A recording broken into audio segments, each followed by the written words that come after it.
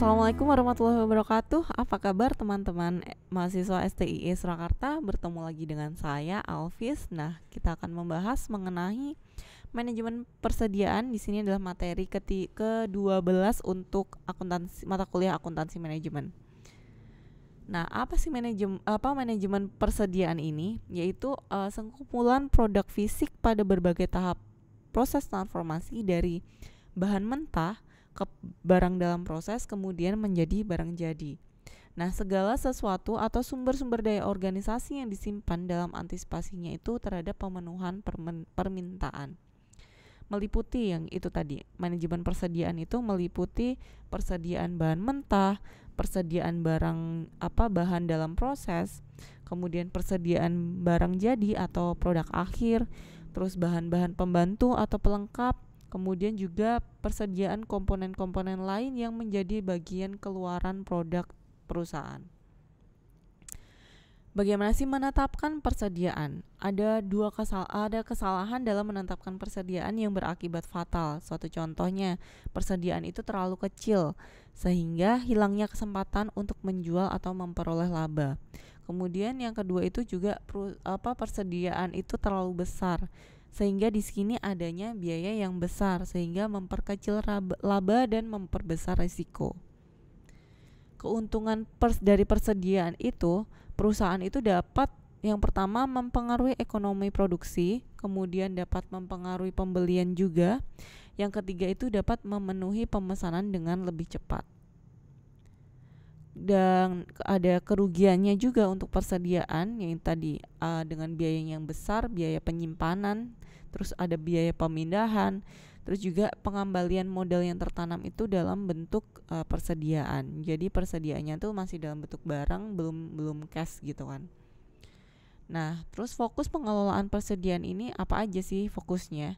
Yaitu berapa banyak sih yang harus dipesan dalam pada waktu tertentu, kemudian berapa banyak jenis persediaan yang harus disimpan, dan juga kapan sebaiknya persediaan itu dipesan. Tujuan pengelolaan persediaan ini adalah menyediakan persediaan yang dibutuhkan untuk mendukung operasional dengan tepat dan biaya yang minimum. Nah, biaya-biaya persediaan ini ada beberapa biaya yang berhubungan dengan biaya persediaan. Itu adalah ordering cost, carrying cost atau biaya penyimpanan, kemudian setup cost atau biaya penyiapan atau pemasangan, kemudian juga stock out cost di mana biaya akibat kekurangan persediaan. Di sini ada beberapa rumusnya untuk biaya pemesanan. Ini bersifat variabel terhadap frekuensi pesanan. Kemudian yang termasuk biaya pemesanan itu ada kayak biaya selama proses pemesanan, kemudian biaya pengiriman permintaan, ada biaya penerimaan barang PPN, terus biaya angkut, biaya processing pembayaran kepada supplier, terus juga biaya penempatan barang ke dalam gudang. Nah, sedangkan untuk biaya penyimpanan persediaan atau carrying cost di sini bersifat variabel terhadap jumlah inventory yang dibeli. Di sini dihitung dengan dua cara. Yang pertama itu berdasarkan persentase tertentu dari nilai inventory rata-rata, dan yang kedua itu berdasarkan biaya per unit barang yang disimpan. Nah, yang termasuk biaya penyimpanan ini ada kayak biaya fasilitas atau biaya gudang, terus biaya pemeliharaan barang di dalam gudang, terus biaya modal yang tertanam di dalam inventory, biaya keusangan, pajak, asuransi persediaan, dan lain-lain. Nah, dari total biaya persediaan ini adalah TIC sama dengan TCC ditambah TOC. Dari tadi kan ada TOC yaitu biaya ordering cost, total ordering cost, ditambah TCC adalah total carrying cost. Di sini adalah total inventory cost, seperti itu. Di sini hubungan biaya pesan dan biaya simpan. Di sini kuantitas pemesanan yang optimal ini dalam penentuannya kita dapat menggunakan model kuantitas pemesanan yang ekonomis atau economic ordering quantity model. Di sini adalah kuantitas persediaan yang optimal atau yang menyebabkan biaya persediaan itu mencapai titik yang terendah.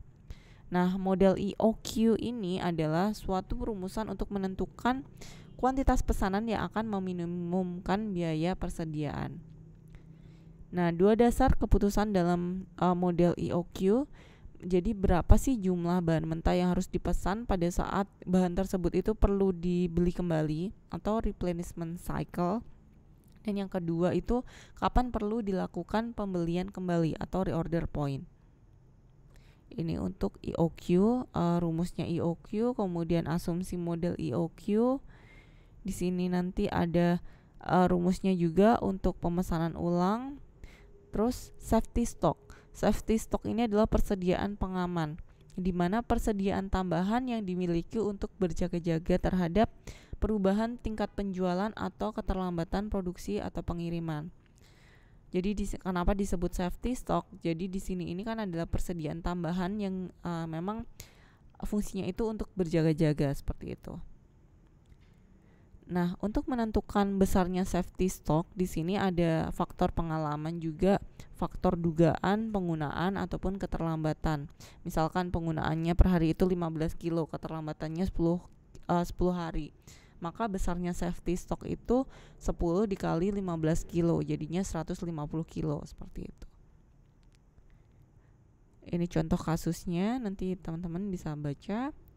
Kemudian untuk grafiknya, untuk total biaya persediaannya tadi, nah dari ini nanti dapat dianalisis seperti ini. Nah, ada sistem pengendalian persediaan, itu ada metode garis merah, metode 2 peti, terus ada sistem pengendalian persediaan dengan komputer, sistem ABC, dan just in time. Nah, di sini klasifikasi dalam persediaan ABC ini merupakan aplikasi persediaan yang memiliki prinsip Pareto, the critical few and the trivial many, memfokuskan kepada persediaan yang kritikal atau bernilai tinggi daripada yang trivial atau bernilai rendah. Persediaan itu dibagi menjadi 3 kelompok untuk klasifikasi ABC ini. Yang pertama ada kelas A, itu memiliki volume rupiah yang tinggi, jadi mewakili 70-80% dari nilai total volume rupiah meskipun jumlahnya itu sedikit. Nah, kalau kelas B ini nilai volume rupiahnya menengah, mewakili sekitar 15% dari nilai persediaan dan sekitar 30% dari jumlah persediaan. Kemudian kalau kelas C di sini nilai volumenya rendah, hanya mewakili 10% dari nilai, tetapi terdiri dari 55% dari jumlah persediaan. Sedangkan untuk just in time di sini adalah suatu konsep pengaturan penyediaan bahan baku atau barang agar lebih efisien dan efektif. Dalam persediaan just in time ini mengusahakan persediaan itu diadakan seminimum mungkin yang diperlukan untuk menjaga tetap berlangsungnya kegiatan produksi. Jadi tersedia dalam jumlah dan waktu yang tepat pada saat diperlukan, seperti itu. Untuk mencapai persediaan just in time, masalah-masalah itu disebabkan oleh faktor-faktor internal maupun eksternal itu harus dikurangi. Contohnya kesalahan pemasok dalam pengiriman barang, terus ada kesalahan operator, kesalahan dalam menginterpretasikan keinginan konsumen, seperti itu tuh harus dikurangin. Nah, model JIT ini, just in time, itu diterapkan dalam proses produksi. Ini penekanannya mengusahakan secara kontinu pengurangan rendemen atau inefisiensi. Jadi produksi JIT ini menunjukkan suatu sistem produksi di mana kegiatan operasi itu terjadi hanya bila diperlukan saja. Kayak sering disebut juga dengan sistem Kanban. Terus manfaatnya itu berkurangnya tingkat persediaan tapi meningkatkan pengendalian mutu. Demikian untuk materi kali ini tentang manajemen persediaan. Kita akan bertemu lagi untuk materi selanjutnya, dan terima kasih atas perhatiannya. Wassalamualaikum warahmatullahi wabarakatuh.